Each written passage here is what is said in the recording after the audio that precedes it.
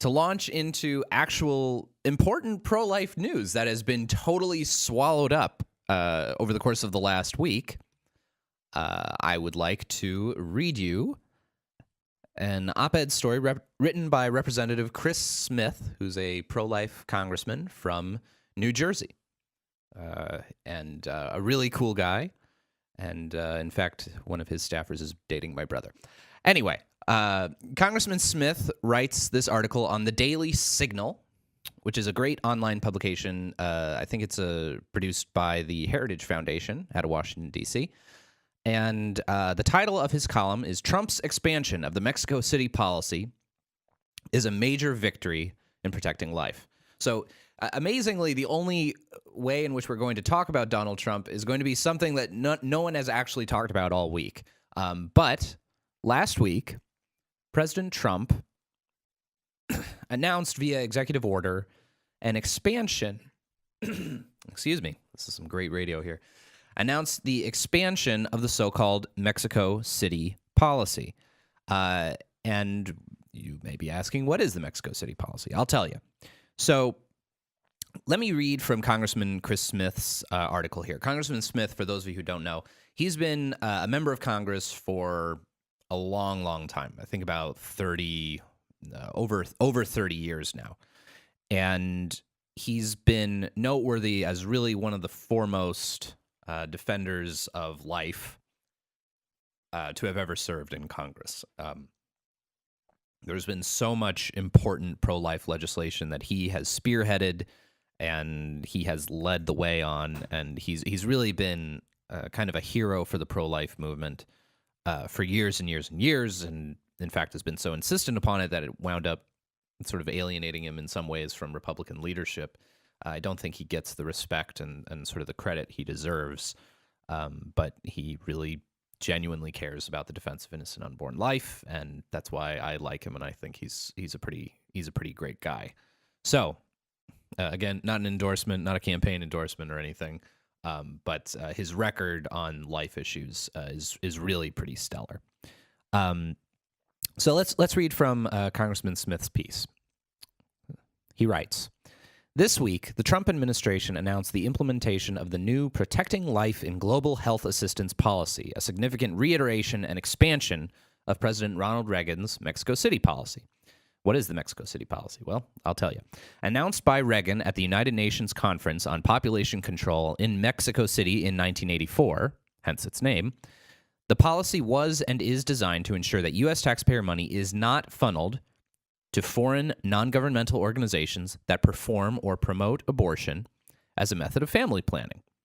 Presidents George H.W. Bush and George W. Bush also embraced this policy, while Presidents Bill Clinton and Barack Obama nullified it. So that's basically, in short, what the Mexico City policy does, and this is me talking, not Congressman Smith. In short, what the Mexico City policy does is it ensures that foreign aid that we're giving to what's called NGOs, so these are non-governmental organizations that are sort of private entities that do some kind of charitable work abroad. None of our foreign aid can go towards NGOs that promote abortion. Okay, especially if they are NGOs that are engaging in some way in either family planning or early childbirth or prenatal care, things like that. Our foreign aid cannot go towards abortion. So this applies to something like $575 million of foreign aid that goes out every year. So this is not an insignificant chunk of change. So what happened last week? The new policy announced by the Trump administration, and this is Congressman Smith writing again, establishes pro-child safeguards, benign, humane conditions on about $8.8 billion in annual global health assistance funding appropriated to the U.S. Agency for International Development and the Departments of State and Defense. This funding includes not only family planning, but other global health assistance such as maternal and child health, malaria, and HIV/AIDS. So essentially what happens is the old Mexico City policy, basically it said none of this pot of $575 million can be applied towards any organization that promotes abortion. And now what's happened is the Trump administration has expanded that abortion prohibition to a much larger pot of foreign aid money from the State Department, from the Defense Department, funding for general health care funding. Now, none of that money can be used towards abortion in any way. It also does not reduce funding for global health assistance by even $1. According to State Department guidance, the policy only applies to foreign NGOs as grantees or subgrantees, other potential recipients of global health, blah, blah, blah, blah, blah, blah, blah, blah. So basically, it's a really fantastic expansion of the Mexico City policy. Now, rather than it only applying to $575 million, it applies to $8.8 billion of funding. Now, instead of only applying to family planning services, it applies to all healthcare services that are provided through the Departments of State and the Departments of Defense. All right. So, again, this is the purpose for this show to exist. I mean, I don't think anyone was really talking about this story. And I don't think anyone in, the talk radio airwaves was really talking about this story other than us. And, this is evidence of sort of the powers of the presidency. As we're fighting the pro-life fight in our laws, in our courts, not everything is going to hinge just on the Supreme Court. Not everything, it's not, the pro-life fight is not restricted to how the Supreme Court is going to rule on potentially overturning Roe v. Wade. There are a lot of things that Congress can do. There are a lot of things that the president can do just by himself to limit abortion. And, it's been a rough week for the Trump administration, without delving into all of those stories too much. It's been a rough week.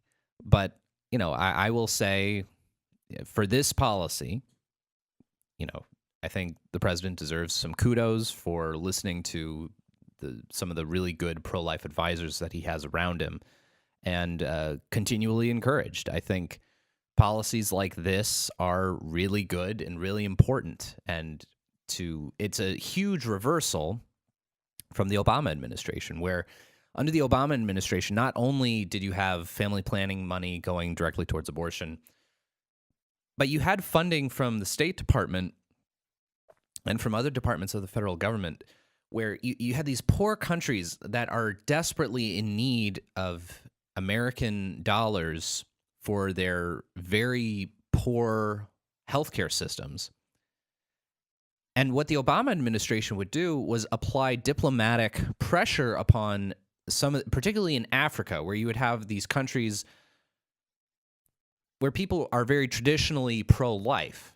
People are have very traditional moral stances on abortion, about not a topic of this show, but on homosexuality and same-sex marriage and things like that.